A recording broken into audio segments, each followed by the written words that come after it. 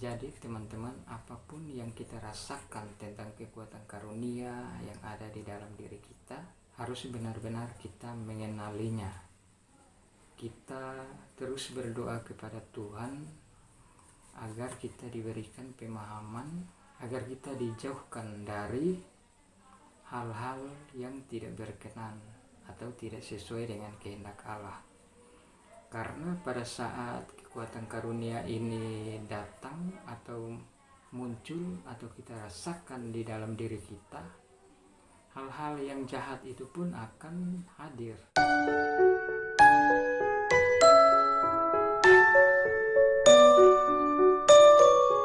Teman-teman, salam jumpa kembali di Nuskat Channel. Shalom untuk kita semua. Puji syukur kehadirat Tuhan karena pada kesempatan kali ini saya diberikan kesempatan dan peluang untuk memberikan sedikit pengajaran atau penjelasan tentang kekuatan karunia yang berpusat dari pikiran atau disebut karunia dari pikiran.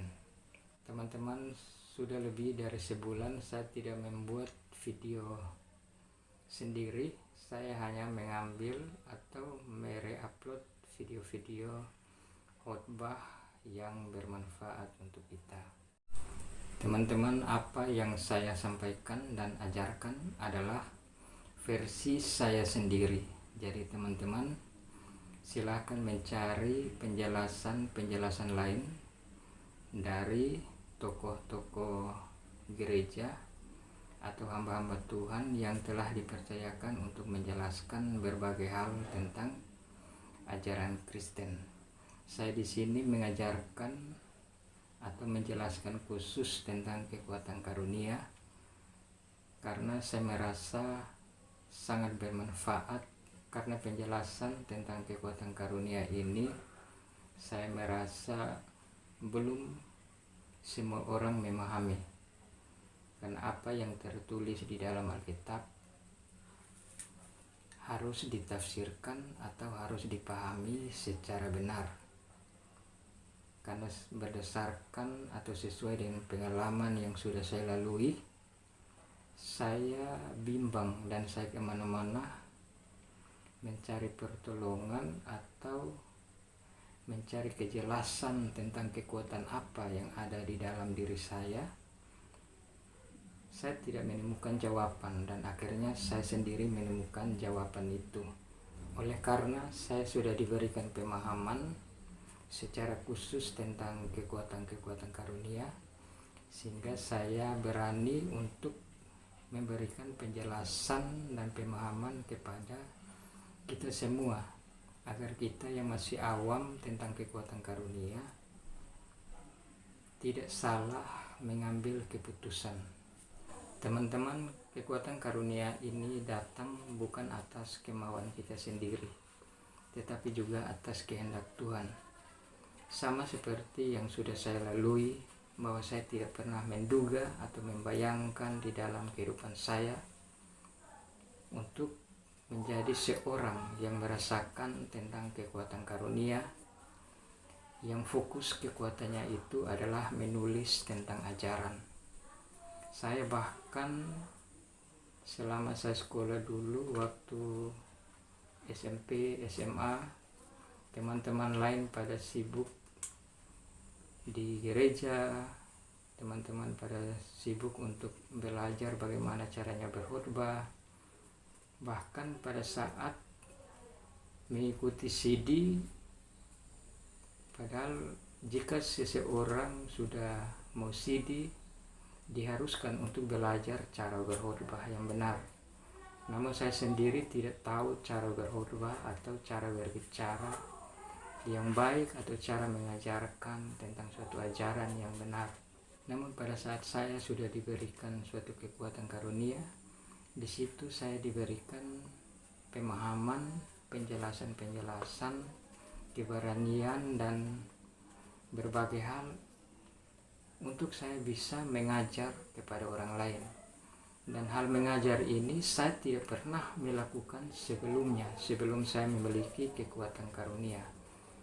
Bagi teman-teman yang belum menonton video-video saya khusus tentang kekuatan karunia, teman-teman silahkan membuka di playlist, karena saya membuatkan sebuah playlist khusus yang membahas tentang kekuatan karunia.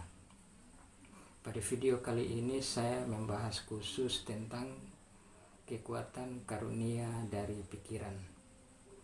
Saya membagi atau mengelompokkan kekuatan karunia ini menjadi 5 bagian, yaitu karunia dari kekuatan penglihatan atau sering disebut dengan karunia penglihatan, karunia pendengaran, karunia dari feeling atau perasaan, karunia dari kekuatan pikiran, dan karunia dari gerak-gerik tubuh.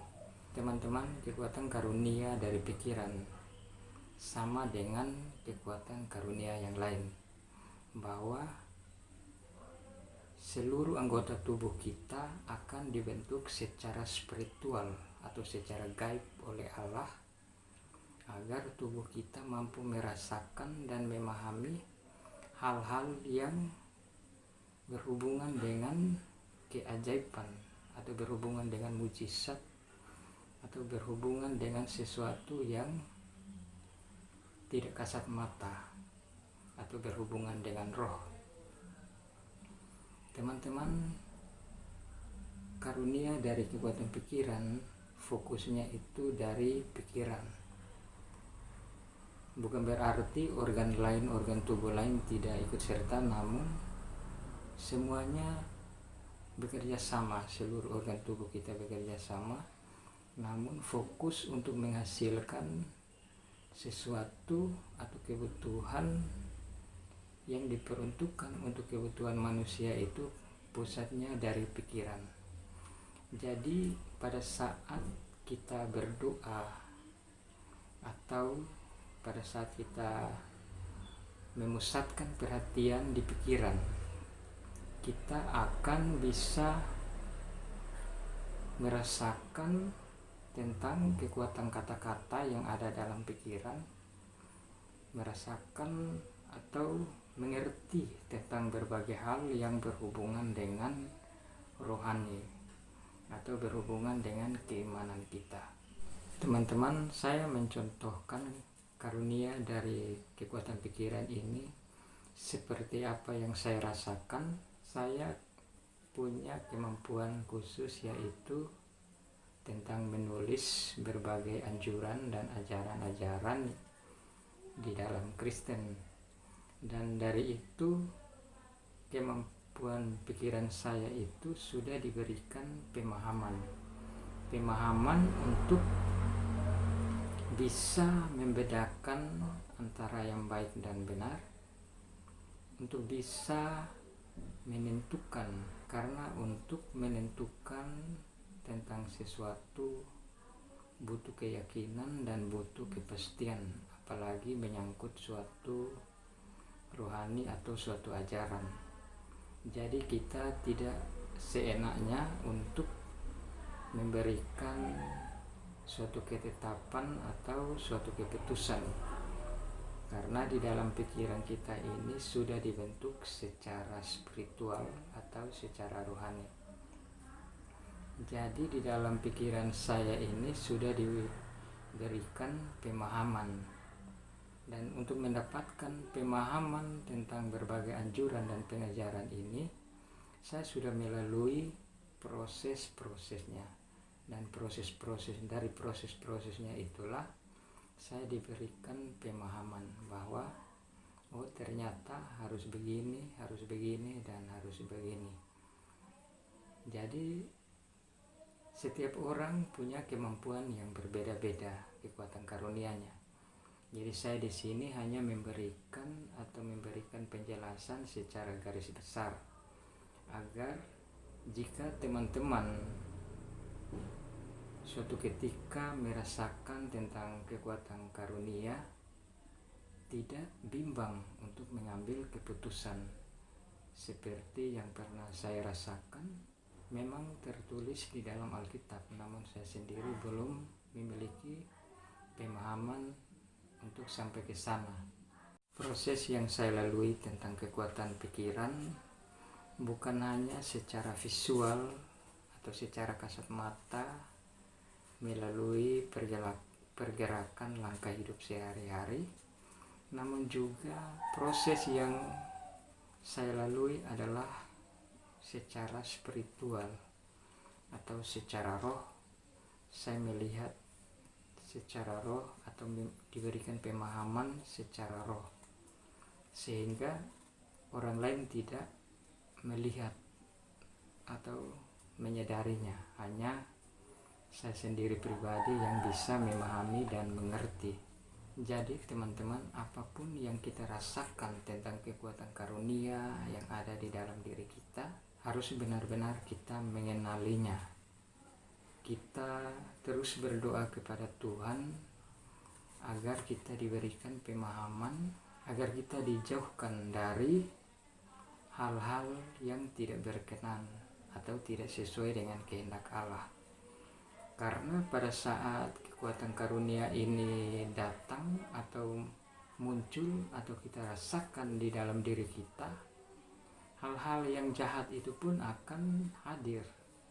Jadi kita akan diberikan pemahaman untuk mengerti bahwa hal seperti ini adalah hal yang buruk atau hal yang jahat, dan hal seperti ini adalah hal yang baik. Kita harus jeli untuk bisa membedakannya. Teman-teman, kekuatan karunia yang fokusnya itu dari pikiran bisa juga berfungsi untuk menyembuhkan penyakit, baik untuk diri sendiri maupun untuk orang lain. Dan ada berbagai hal, berbagai macam fungsi dan tujuan dari karunia dari kekuatan pikiran ini. Setiap orang dengan kemampuannya sendiri. Itu dia teman-teman, sedikit penjelasan secara singkat tentang kekuatan karunia dari pikiran. Kiranya bisa bermanfaat untuk kita. Jangan pernah mengatakan bahwa kita memiliki kekuatan karunia Roh Kudus jika kita belum pernah merasakan tentang kekuatan keajaiban dari dalam diri kita. Karena kekuatan disebut kekuatan karunia Roh Kudus, berarti di dalamnya ada suatu kekuatan keajaiban. Walaupun kekuatan keajaiban itu belum bisa kita wujud nyatakan kepada orang lain, paling tidak kekuatan keajaiban itu kita sendiri pribadi sudah merasakan dan melihat sendiri kuasa Tuhan di dalam diri kita. Terima kasih teman-teman. Jika ada pertanyaan atau usul saran dari teman-teman, silahkan tuliskan di kolom komentar. Sampai jumpa lagi di video berikutnya tentang karunia dari gerak-gerik tubuh.